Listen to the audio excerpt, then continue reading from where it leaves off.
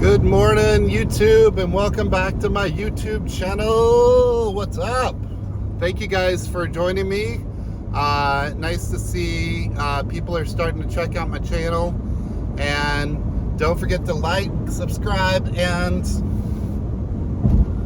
hit that notification bell. I think that's what you do. Yeah, you hit a notification bell so you can get reminded when I upload videos.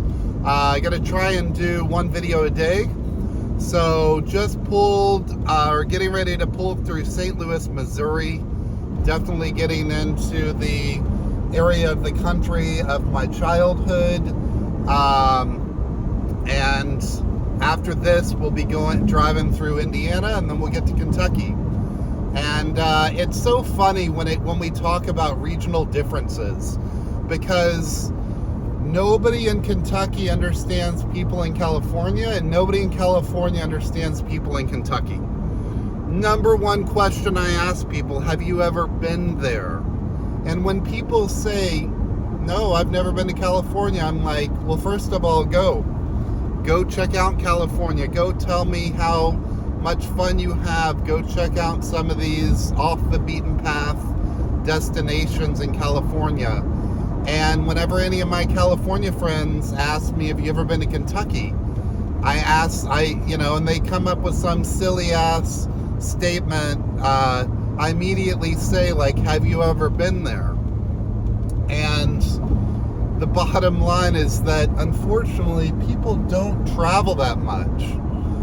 When I go to Thailand, I run across people from all over Europe. There are people from all over Europe that are traveling to Thailand and Japan.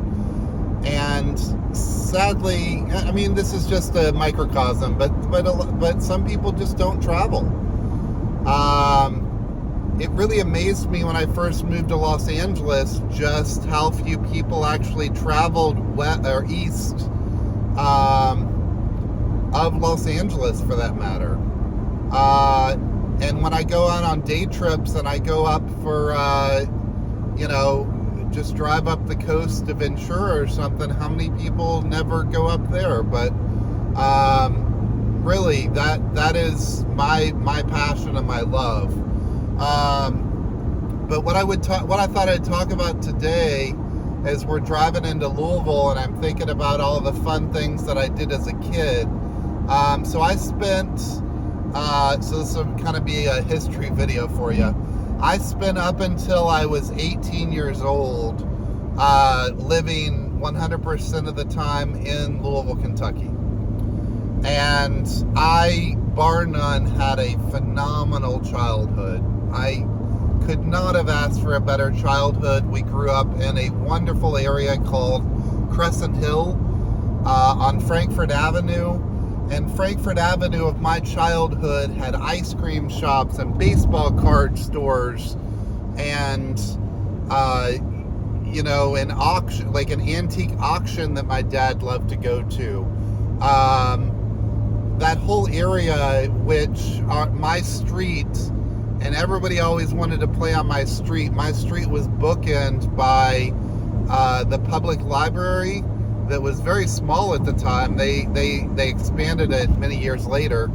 And the church that I grew up in, Crescent Hill Baptist Church. And I cannot tell you what a phenomenal childhood I had. On the other end of that street was college, and that College Hill, we would go sledding all the time. So the second that we're told that we were going to get shut down at school, we immediately had our sleds out and our winter gear on, and we were going to be up that hill going sledding. And you'd always run into like 10 or 20 kids up there sledding.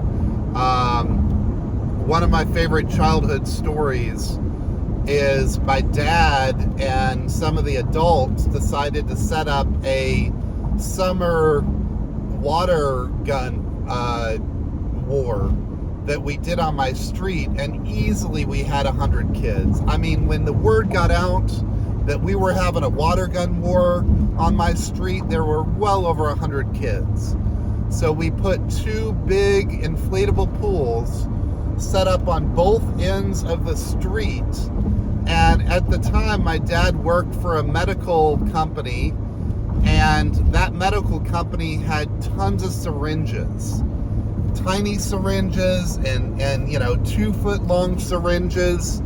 And anyways, we would take those syringes and would run around the water gun war and just spray the crap out of people. This was back way before Super Soakers, back when all you had were those tiny little cheap water guns that you would pick up at a dollar store. And here we were walking around with these 2-foot syringes just spraying the crap out of people. We didn't even have water balloons. All we had were these syringes, and you had 100 kids running around with these syringes, having the best time. So my childhood was just phenomenal. I could tell stories for days about that. But for those that have never been to Louisville, Louisville is in no way really connected to Kentucky in a lot of ways. It's on the northern part of the state. It's an hour and a half from Cincinnati. It's an hour and a half from Indianapolis. 4 hours from St. Louis, which is where I'm en route from currently. And, it's just such an incubated part of the country. It was very much on the cusp of the Civil War, as well as the road to slavery freedom. A really good museum up in Cincinnati for the slavery museum up there in Cincinnati. But anyways, I have so much love and just so much respect for my childhood home. Since moving to California, moving to Vegas, 15 years or more so ago, I literally just have created this love affair for Kentucky.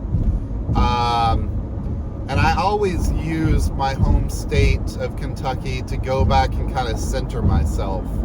Whenever I need to get a good wake-up call as to how the country really is, or how amazing people really are, and how people show up in your life and are just kind of down-to-earth people with no agenda, I always go back to Louisville, Kentucky and touch base with them, with family and friends, and just keep up with people.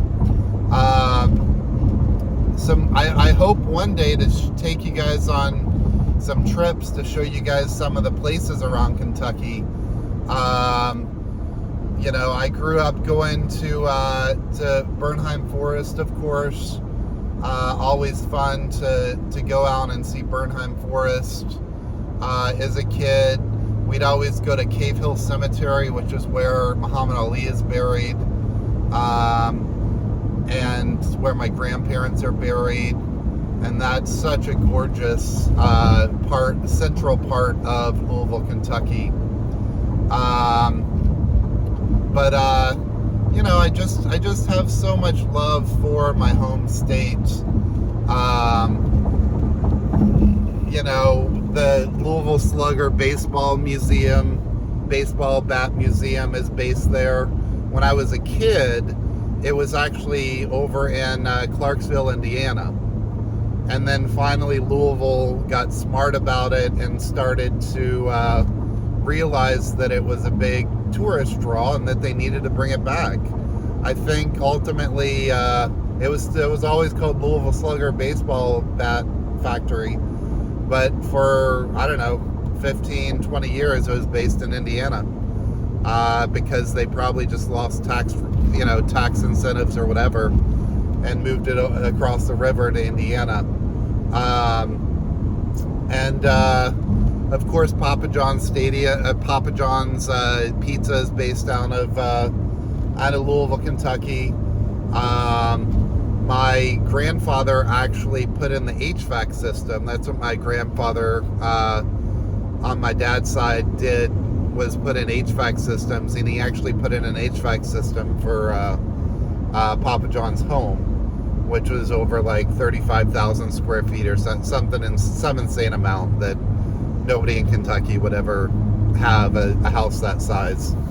But sure enough, Papa John's would have a house that size.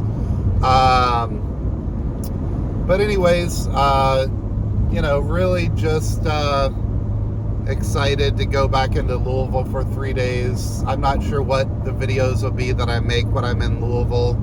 I will simply try to go somewhere that is probably from my childhood or somewhere fun that you guys would want to see, and just kind of showcase my hometown. I've always remained really close with my childhood friends. They've always made themselves available to me, whether I'm in town for 2 days or 2 weeks. They've always showed up for me and been such an important part of my life and really keeping me grounded. So as I have time to kind of recenter myself when I go back to Louisville. We're coming up on the Chicago-Memphis split. So unfortunately we're going to go straight. We're going to go through St. Louis onto Louisville. But anyways, so just wanted to kind of make this video about coming up on Louisville. Shout out to all my St. Louis people. I know I have a lot of friends that are in St. Louis. St. Louis, Chicago, and Nashville are really some of my hometown peeps, if you will. And we're getting ready to drive through Evansville, Indiana, and en route to Kentucky. So hope you guys have a wonderful day, and I will chat with you soon. Again, like, subscribe, share my channel with your friends if you think travel and an adventure is something that your friends might like. And I appreciate you guys. All right, have a great day. Bye.